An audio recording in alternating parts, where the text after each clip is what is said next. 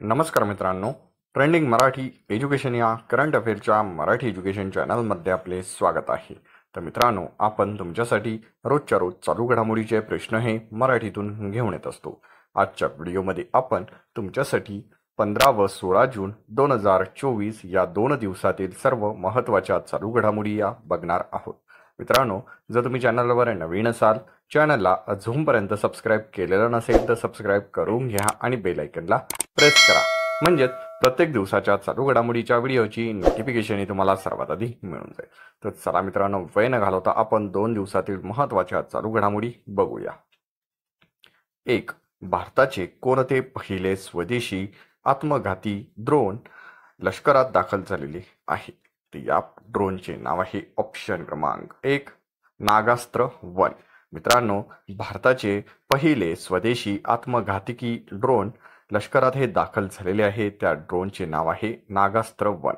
मित्रांनो, या प्रश्नासंदर्भात 3 पॉईंट आहे, ते देखील खूप इम्पॉर्टंट आहे. ते आपण एक एक करून जाणून घेऊया. भारतीय लष्करात दाखल झालेल्या नागास्त्र 1 हे स्वदेशी ड्रोन नागपूरच्या EEL LTD कंपनीने विकसित केलेले आहे. हा पहिला पॉईंट लक्षात असू द्या. तर या नागास्त्र 1 हे जमिनीपासून 4500 किलोमीटरपर्यंत उडू शकते. हा दुसरा पॉईंट लक्षात असू द्या.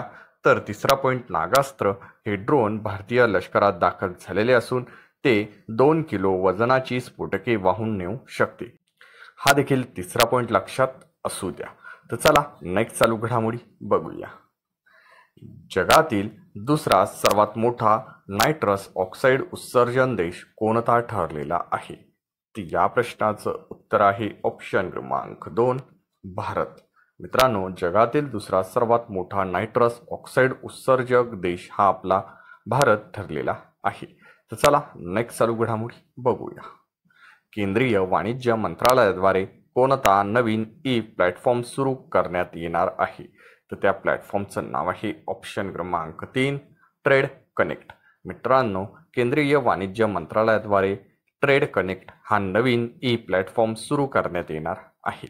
तर चला नेक्स्ट चालू घडामोडी आजच्या दिवसाची आपण बघूया. मुख्यमंत्री मनुच्चीर कांथू मनुच्चीर कंपोम ही योजना कोणत्या राज्य सरकारने सुरू केलेली आहे? तर या प्रश्नाचं उत्तर आहे ऑप्शन क्रमांक 4 तमिळनाडू. मित्रांनो, मुख्यमंत्री मनुच्चीर कांथू मनुच्चीर कंपोम ही योजना तमिळनाडू राज्य सरकारने सुरू केलेली आहे. तर चला मित्रांनो, तमिळनाडूचा उल्लेख झाला तर आपण तमिळनाडूविषयी थोडक्यात माहिती जाणून घेऊया. तमिळनाडूची स्थापना ही 1 नोव्हेंबर 1956 रोजी झालेली असून क्षेत्रफळ आहे 1,30,060 चौरस किमी एवढे. तर राजधानी ही चेन्नई आहे. तर सर्वात मोठे शहर आहे चेन्नई आणि मदुराई. मित्रांनो, एकूण जिल्ह्यांची संख्या ही तमिळनाडूमध्ये 32 आहे. तर भाषा ही तमिळ आहे. मुख्यमंत्री आहे सध्याचे MK स्टॅलिन. तर राज्यपाल आहे RN रवी.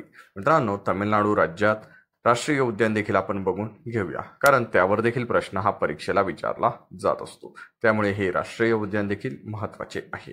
तर 1 नंबरला आहे मदुमलाई राष्ट्रीय उद्यान, मतुकी राष्ट्रीय उद्यान, इंदिरा गांधी राष्ट्रीय उद्यान, गिंडी नॅशनल पार्क आणि मन्नार मरीन नॅशनल पार्कची खाडी. ही सर्व राष्ट्रीय उद्यान तमिळनाडू या राज्यात आहेत. तर चला नेक्स्ट चालू घडामोडी बघूया. मे महिन्यातील ICC player of the month women's कोण ठरलेली आहे? तर या प्रश्नाचं उत्तर आहे ऑप्शन क्रमांक 1 चमारी अथामपथू. मित्रांनो, चमारी अथामपथू ही मे महिन्यातील ICC player of the month women's ठरलेली आहे. ही चमारी अथामपथू ही श्रीलंका या देशाची क्रिकेटपटू आहे. तर चला नेक्स्ट चालू घडामोडी बघूया. इंटरनॅशनल चेंबर ऑफ कॉमर्सच्या उपाध्यक्षपदी कोणाची नियुक्ती झालेली आहे? तर या प्रश्नाचं उत्तर आहे ऑप्शन क्रमांक 2 हर्षपती सिंघानिया. मित्रांनो, इंटरनॅशनल चेंबर ऑफ कॉमर्सच्या उपाध्यक्षपदी हर्षपती सिंघानिया यांची नियुक्ती झालेली आहे. तर चला नेक्स्ट चालू घडामोडी आजच्या दिवसाची आपण बघूया. ग्लोबल पीस इंडेक्स 2024 नुसार भारत देश कितव्या स्थानावर आहे? तर मित्रांनो, ग्लोबल पीस इंडेक्स 2024 नुसार भारत ऑप्शन क्रमांक 3 116व्या स्थानी आहे. तर या ग्लोबल पीस इंडेक्स 2024 नुसार आइसलँड देश प्रथम क्रमांकावर आहे। हा महत्त्वाचा पॉईंट लक्षात असू द्या। तर आपला प्यारा भारत हा 116व्या क्रमांकावर आहे। तर मित्रांनो, आइसलँड 2008 या वर्षापासून प्रथम क्रमांकावर आहे। हा देखील महत्त्वाचा पॉईंट आहे, लक्षात असू द्या। तर चला नेक्स्ट चालू घडामोडी बघूया। बालविवाह रोखण्यासाठी कोणत्या राज्याच्या सरकारने निजूत मोहिना या योजनेला मंजुरी दिलेली आहे? तर या प्रश्नाचं उत्तर आहे ऑप्शन क्रमांक 4 आसाम। मित्रांनो, बालविवाह रोखण्यासाठी आसाम राज्याच्या सरकारने निजूत मोहिना या योजनेला मंजुरी दिलेली आहे। निजूत मोहिना योजनेअंतर्गत आसाम सरकार 11 ते 12 वर्षातील मुलींना 1000 रुपये तर पदव्युत्तर मुलींना 2500 रुपये विद्यावेतन हे देण्यात येणार आहे। हा महत्त्वाचा पॉईंट आहे, या योजनेसंदर्भात लक्षात असू द्या। तर मित्रांनो, आसाम राज्याचा उल्लेख झाला तर आपण आसामविषयी देखील थोडक्यात माहिती जाणून घेऊया। आसामचे एकूण क्षेत्रफळ आहे 78,438 चौरस किमी एवढे। तर स्थापना ही 15 ऑगस्ट 1947 रोजी झालेली असून राजधानी आहे दिसपूर। तर सर्वात मोठे शहर आहे गुवाहाटी। जिल्ह्यांची संख्या ही 33 आहे। तर सध्याचे मुख्यमंत्री आहे हेमंत बिस्वा शर्मा। तर राज्यपाल आहे गुलाबचंद कटारिया। मित्रांनो, आसाम राज्यातील राष्ट्रीय उद्यान देखील बघून घेऊया। डिब्रू सायखोवा राष्ट्रीय उद्यान, काझीरंगा राष्ट्रीय उद्यान, मानस राष्ट्रीय उद्यान, नामेरी राष्ट्रीय उद्यान आणि ओरांग राष्ट्रीय उद्यान हे सर्व राष्ट्रीय उद्यान आसाम या राज्यात आहे। तर चला नेक्स्ट चालू घडामोडी आजच्या दिवसाची आपण बघूया। जागतिक पवन दिवस कधी साजरा केला जातो? मित्रांनो, जागतिक पवन दिवस आपण ऑप्शन क्रमांक 1 15 जून या दिवशी साजरा करत असतो। हा देखील महत्त्वाचा पॉईंट आहे, लक्षात असू द्या। प्रश्न हा दिनविशेषवर आहे, तर आपण जून महिन्याचे सर्व दिनविशेष या स्लाइडमध्ये कव्हर करूया, कारण दिनविशेषवर हा देखील प्रश्न हा परीक्षेला असतोच, त्यामुळे दिनविशेष देखील महत्त्वाचे आहे। तर चला एक एक करून आपण जून महिन्याचे दिनविशेष बघून घेऊया। 1 जूनला असतो जागतिक दूध दिवस। तर 2 जूनला असतो आंतरराष्ट्रीय लैंगिक कामगार दिवस आणि तेलंगणा निर्मिती दिवस। 3 जूनला असतो जागतिक सायकल दिवस। 5 जूनला असतो जागतिक पर्यावरण दिवस। तर 7 जूनला असतो जागतिक अन्न सुरक्षा दिवस। तर 8 जूनला असतो जागतिक ब्रेन ट्यूमर दिवस आणि जागतिक महासागर दिवस। तर 12 जूनला असतो जागतिक बालमजुरी विरोधी दिवस। मित्रांनो, 14 जूनला असतो जागतिक रक्तदाता दिवस। तर 15 जूनला म्हणजे आजच्या दिवशी असतो तो जागतिक पवन दिवस। तर 20 जूनला असतो जागतिक निर्वासित दिवस। 21 जूनला असतो जागतिक संगीत दिवस आणि जागतिक जलविज्ञान दिवस आणि आंतरराष्ट्रीय योग दिवस। तर 23 जूनला असतो आंतरराष्ट्रीय ऑलिम्पिक दिवस आणि आंतरराष्ट्रीय विधवा दिवस। तर 26 जूनला असतो अंमली पदार्थांचा सेवन आणि अवैध तस्करी विरोधी आंतरराष्ट्रीय दिवस आणि 30 जूनला असतो जागतिक लघुग्रह दिवस।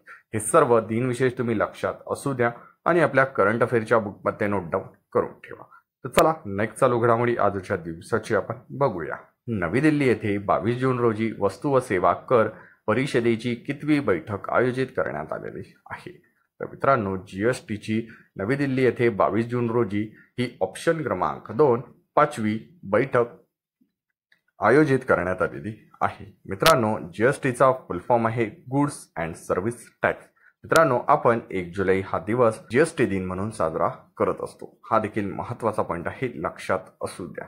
तर मित्रांनो, अशाच रोजच्या रोज टॉप 10 करंट अफेअरचे प्रश्न हे रोजच्या रोज बघण्यासाठी ट्रेंडिंग मराठी एज्युकेशन या करंट अफेअरच्या मराठी एज्युकेशन चॅनलला तुम्ही अजूनपर्यंत सबस्क्राईब केलेलं नसेल तर सबस्क्राईब करून घ्या आणि बेल आयकॉनला प्रेस करा, म्हणजेच प्रत्येक दिवसाच्या चालू घडामोडीच्या व्हिडिओची नोटिफिकेशन ही तुम्हाला सर्वात आधी मिळून जाईल। मित्रांनो, वेळ न घालवता व्हिडिओला एक लाईक जरूर करा आणि व्हिडिओ हा जास्तीत जास्त शेअर करा। आपल्या चॅनलचाच उद्देश असा आहे की कमी वेळेत जास्त अभ्यास व सर्व विद्यार्थ्यांपर्यंत विनामूल्य माहिती पोहोचवणे एवढंच आहे। ट्रेंडिंग मराठी एज्युकेशन या करंट अफेअरच्या मराठी एज्युकेशन चॅनलवरील कुठलाही विद्यार्थी आणि विद्यार्थिनी येत्या आगामी पेपरमध्ये करंट अफेअरच्या बाबतीत मागे राहता कामा नये। तुम्ही पूर्ण व्हिडिओ बघितल्याबद्दल तुमचे चॅनलतर्फे मनापासून धन्यवाद।